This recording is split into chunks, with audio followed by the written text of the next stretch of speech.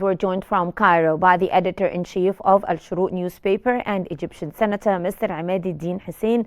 Welcome to Q News. And now let's start by asking you, sir. Now, the U.S. Senate delegation has visited the Egyptian side of the Rafah border crossing and the Egyptian Red Crescent's logistics center. In your opinion, how significant are these moves? Peace be upon all of you. This visit is very important. The U.S. Senate plays a great role in the U.S. policy, and a major of senators support Israel. And so when a delegation comes to see the picture on the ground is very important, because they will relay the picture, because we want the viewers to know that this Senate delegation includes two important members, senators, and just smartly the two senators, important senators, they accompanied with important of UN envoy delegators. These were classified as the Advanced Democratic Party.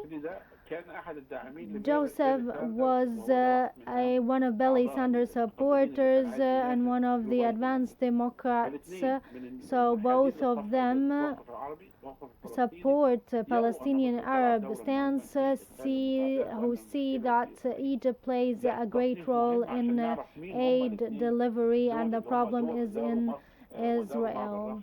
These are the ones who visited Rafah crossing. So the visit on ground made these two senators confirm the truth that some people don't want to believe, that the crossing is continuously open and mostly closed from the Israeli side, not the Egyptian side. And there is shipments and trucks carrying humanitarian aids that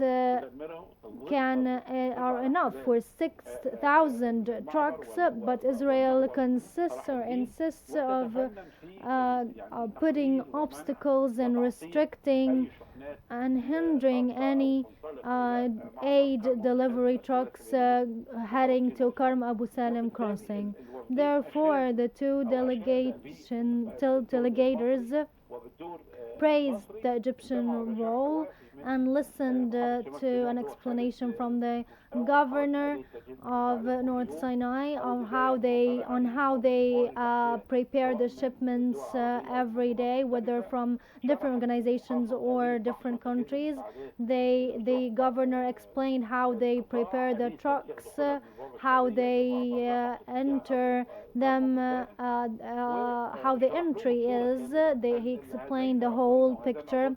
These two senators know exactly what Egypt is doing, and for sure this visit will allow a whole complete transparent render of Egypt's role and Israel's hindering role. Yes. Sir, the governor of North Sinai has affirmed that the Egyptian side of Rafah's border crossing is continuously open and that Egypt continues delivering aid to Gaza despite the Israeli obstacles. How do you view this now that the senators have gone to the Rafah crossing and have seen this with their own eyes as witnesses?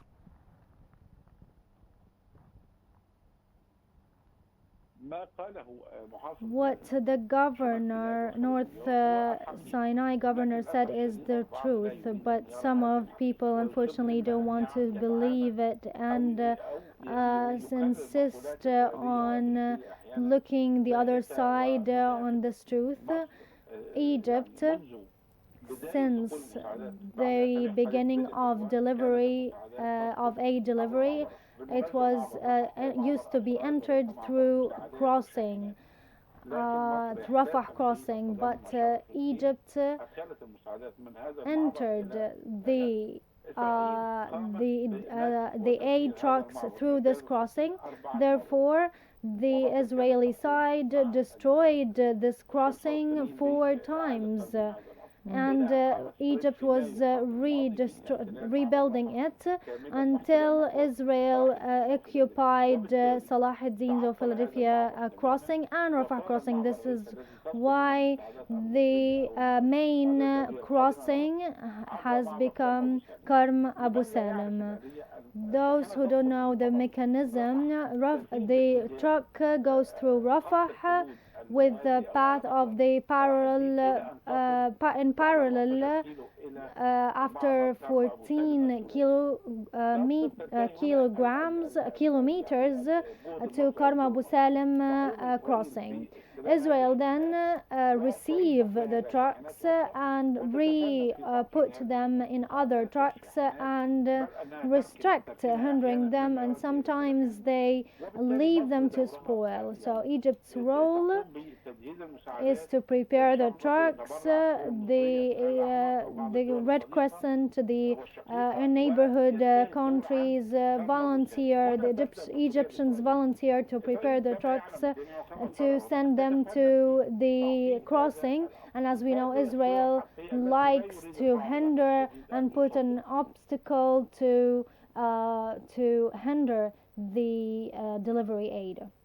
Sir, how does the presence of the U.S. Senate delegation on the Egyptian side of the Rafah border crossing impact international perceptions of Egypt's efforts?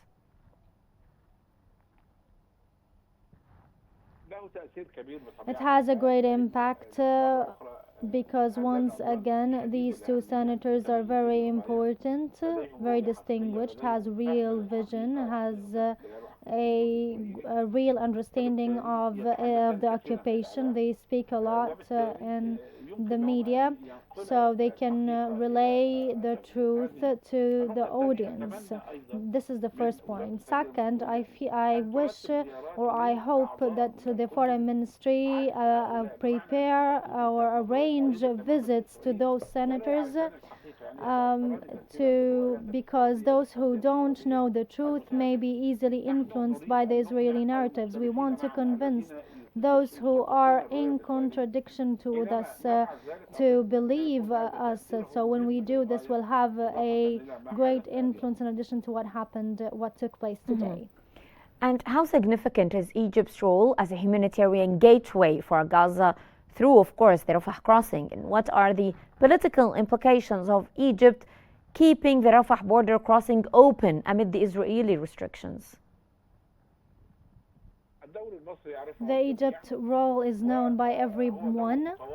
It's a continuous role since the beginning of the invasion, the war, and because of this, Israel is attacking Egypt media. Egypt is racing time to deliver the aid in order to stabilize Palestinians on their lands, because it's a national and Arab security cause, because many of the trucks are entering through Egypt and the Rafah crossing. Therefore, Egypt will continue to be appreciated from those who stand with the Palestinian cause, and also a point of criticism to those who support Israel. Mr. Hussein, how do stalled aid shipments and spoiling supplies influence the humanitarian situation on the ground?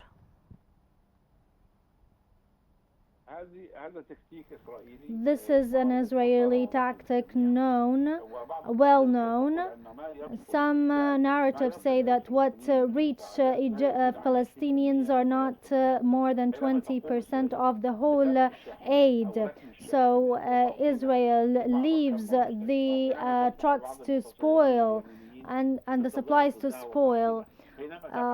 So they do all of this. They are trying to hinder the aid, which results in spoiling them, especially in summer, which is a very well-known, understood tactics, resulting in hindering the delivery aid into those who need. Yes.